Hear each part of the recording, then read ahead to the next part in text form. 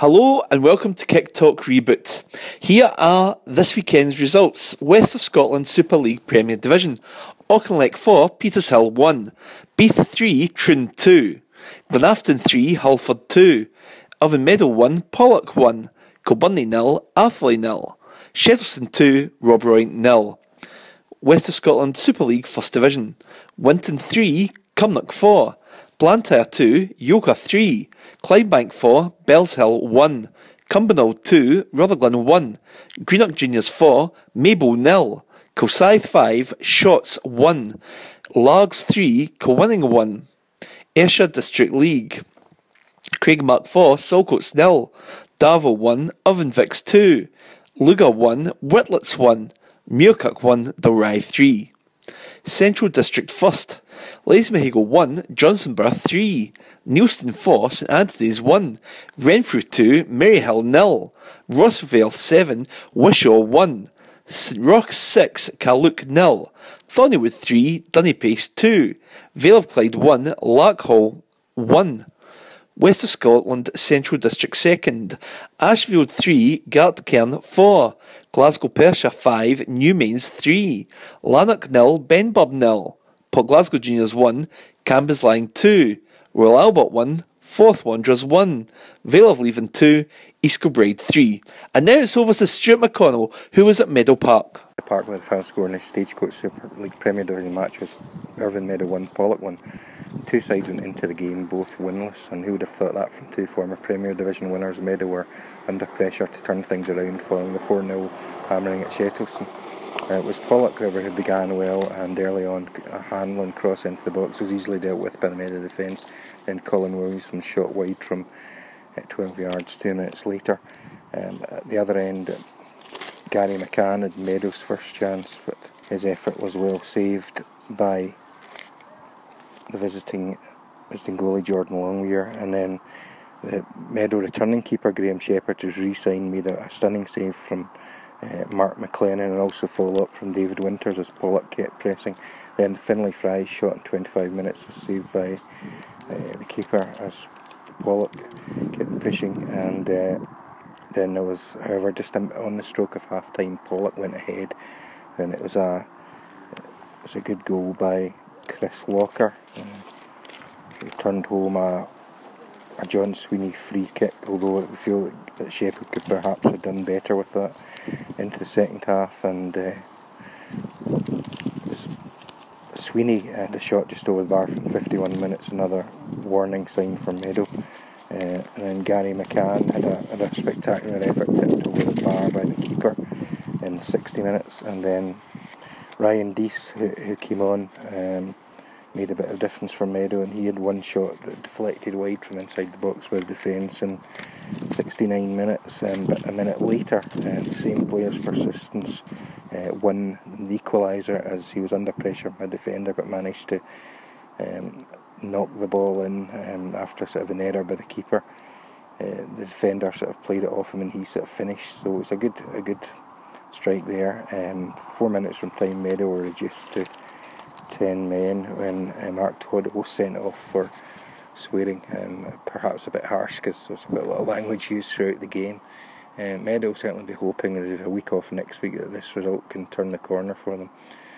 Still Boston, of course, with joint with Pollok following this result, but there were better signs especially in the second half with Dees and Hall coming on. Paul Maxwell, the strikers, looking to come back to sharper, sort of more fitness again after some injury problems. So not all doom and gloom, but they need to sort of win to pick things up quite soon. So from Meadow Park, with the final score in this Stagecoach Super League Premier Division match was Irvine Meadow 1, Pollok 1. It's Stuart McConnell for Kicktalk. Yeah, Stevie, so hard fought, game, and ended up a point, but how did you see it? I think it was a terrible game. I think it was a terrible game for the spectators to watch. There was limited quality in the park for your side and for Pollok. Yeah. It was 100 mile an hour football. They've scored a goal for an error in their part for Graham. Yeah, he's went on to produce about 4 or 5 great saves, Graham Shepherd. Yeah. But I think we're at the introduction of Ryan Dees and Chris Hall sparked the team up a bit. Yeah. You brought obviously Shepherd back. Have you brought him back? Graham back full time. Yeah, pleased about that. I'm delighted about that. He played a Pounds game during the week and he was exceptional. Yeah. Where had he been in between? He was working away, and he came back here in the office to go to 1 or 2 other clubs. But obviously I wasn't happy with the goalkeeping position at the club, and I got in contact with him and he was more than happy to come back and play for Irvine Meadow. And how do you be looking to win the game, but do you feel that maybe eases a wee bit, after 2 defeats? No, listen, it's a point and you need to start somewhere. You need to start somewhere, and the bottom line is I think the game could have swung anyway. And Gary McCann's had a great volley, and Ryan Dees has the volley, and Max should have done better with a situation at the time. So I suppose I'm happy with a point. I would say aye. I would be. I think the manager would be happy with a point. And did okay. He got the goal, obviously. It was a bit of fortune, but you were needing it. You don't get many breaks. I wouldn't say it was a bit of fortune. I think his tenacity and his bravery won him the goal. Right, that's just Ryan Dees. I mean, it kind of blocked. He kind of had another go after the goal. He kind of dropped it and it kind of battered it in off him. That's just Ryan Dees, but and I'm delighted for him because he's just back for America Thursday morning, so it was a lot for the boy to come out and play. Aye, he was over on holiday. How did you feel about the sending off? Was that seemed to be a straight red? Was it? Well, it looked like a red for foul and abuse of language, but if you're going to send everybody off for swearing in the park, we're going to end up 5-a-side.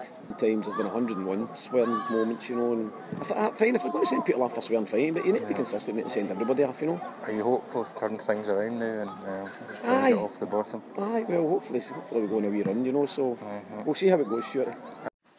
And thanks to Stuart McConnell for his reports from Meadow Park. I, however, was at Barfields Park, Largs, where the score was Largs 3, Kilwinning Rangers 1.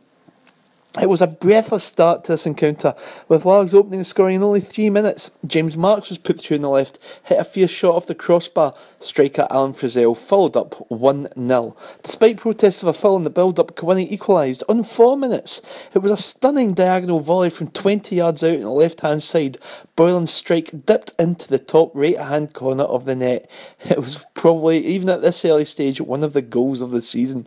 Now, Largs moved 2-1 up in 13 minutes. It was an arching free kick from Glenn Thompson on the left, headed home by James Marks for his 4th goal in 3 games.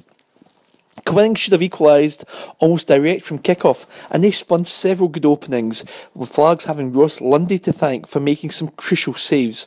However, Largs up to the ante, with Frizzell and Muir going close, both clean through in goal, and the game was really on a knife edge. The next goal was going to be crucial. James Marks showed excellent pace to beat a defender to the right, cut inside and firing a shot which was pushed onto the post by keeper Adam Strain. But from the following corner, Thompson was the supplier yet again. Marks fired the loose ball into the net from close range to round off a hard-fought victory for Largs. Buff certainly had a number of openings, especially in the first half. Largs defended resolutely, limiting Buffs to less opportunities in the second half. Well, Thistle's Lundy in goal was a calming presence at the back. Thistle are now in 3rd spot in the Premier behind Kilsyth and Clydebank, while Buffs, with 1 win out of 3, they'll be looking to rediscover the Ardagh Cup form as we head into the week 4 round of games. So, the final score at Barfields Park, Largs 3, Kilwinning 1, Callum Corral for Kicktalk. I'm with Stuart Davison after Largs 3-1 win over Kilwinning. A bit like last week's game in a way, in terms of it was a really tough match, but Largs really came out of it well. Yep, it was pretty similar in regards to it was a battle. It was a right hard game. So it was, I said that to the boys at half time, that we were in a right hard game here and we had to stand up and be counted.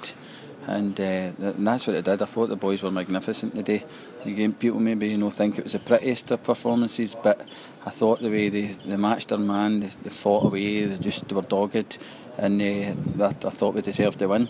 Because we won that against a good co-winning team. They've got some really good players in that team, so I thought they'd done really, really well today. It's not often you see 2 goals scored in 5 minutes. Has it even been on the clock? Well, a well-won start. We're quite good at going a goal down, so I was like, that's brilliant to get a goal ahead for a change. And then just a minute later, the boys took it brilliant, although Alan seems to think he was fouled, and the game just seemed to stand still, and the boys hit a great hit into the net. So for there you're like, oh no, here we go again. But the boys again just rolled up the sleeves and they got on with it and showed what they're made of. So we can't complain about that. That's it. James Marks thundered the crossbar, didn't he? And then Frizzell got in there, and then it was a great header from Marks, wasn't it, to go 2-1? It's a great header, great ball in for, I think it was Glenn as well. He put it in a plate for him and James just guided it in. It was a really good goal. Kevin had actually just says to me, if we get something organised for this free kick, what to do. So after he scored, I says, aye, we have. So it was a good header. Mm-hmm. And like the second half, there'd been chances for both teams in that first half, but Largs had a wee chance at the start of the second half to maybe get a bit of a clear advantage. Was that Murray? I think Frizzell had the chance as well. I had a couple of wee chances actually just to get that goal to give yourself a bit more breathing space. And you've got to take it and make it a lot easier for us, but again we missed it and we just kept battling away, and I think we deserved another goal. Just makes it a bit easier for me in the touchline. That was like I say, the third goal was critical, I suppose, and it was James in the end of it. Yeah, it's like he'll get you goals. He'll miss chances, but he'll get you goals, and I think that's 4 in 3 games he's got. So it showed a lot of powerful running today as well, didn't it? Him and Frizz, I thought they worked really hard. Going in any piece. And to be fair, the last game we played Kilwinning, and it was they two up front as well, but we didn't turn them or anything, we didn't challenge them. So it was good to see that they done that to do it today once we challenged them to it. And defensively, it was you had to roll our sleeves up as well. Kilwinning had a lot of play up in our area, and if it was Brian or Craig Allen getting good clearances in, it was like I say, they had chances. I mean, they missed a few great chances as well. They had a couple of good opportunities, but I thought over the piece we did defend well. For Craig Allen and Brian, they were really good at the back because they gave us a torrid time the last game. So they did at the back, we didn't know how to handle them, and I thought that the both of them worked really well, as they've been doing in the recent weeks. The 3 of them have been great. And with Chris Train after Kilwinning's defeat at Largs, that was obviously a tough one because Kilwinning played, I thought, quite well and had a lot of good chances, especially in the first half.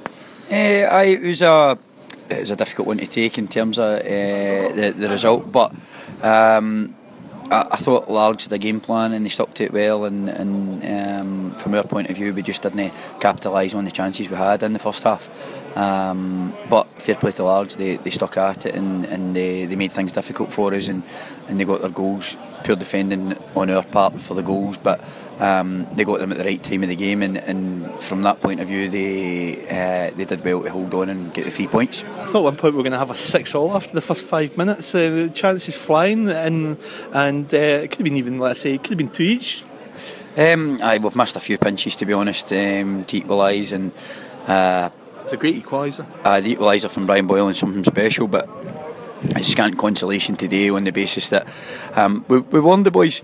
Largs would approach the game with an intent, given the fact that we beat them in the Ardagh Cup, and they came, started the game well, scored the goal, we got the equaliser straight away, and then we fell asleep at a set piece, lost a poor goal from our point of view, and then we had numerous chances to equalise before half time. In all honesty, after half time I think Largs let us have the ball, sit deep and try to hit us in the counter attack, and to be honest they were fairly comfortable in the second half, maybe a few saves.